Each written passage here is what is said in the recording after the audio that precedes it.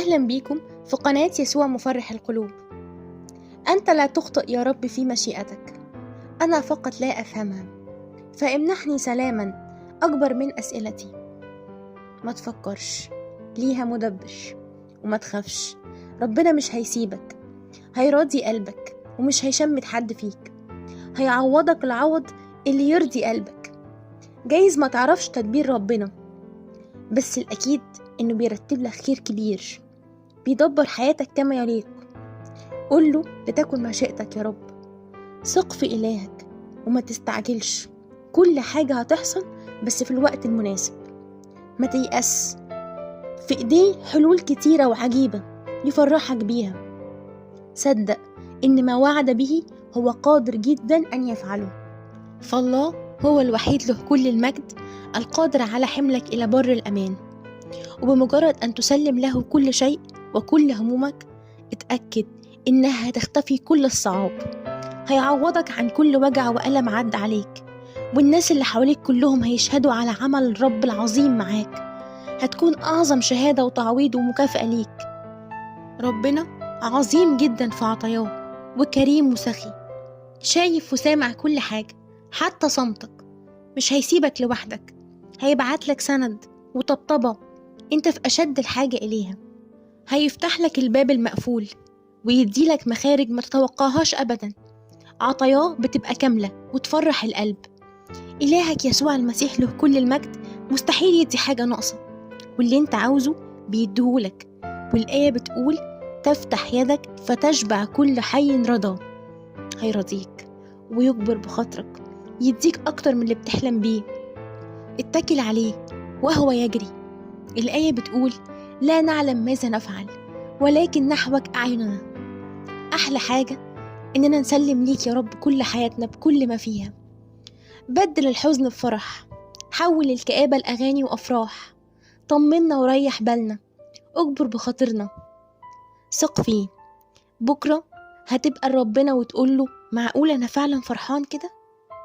ستدرك يوما إنك كنت تقلق أكثر مما ينبغي، وأن يسوع المسيح دبر ليك كل شيء بأحسن مما كنت تتمنى. إلهك بيحبك، هيعبر بيك من وسط مخاوفك لحلمك.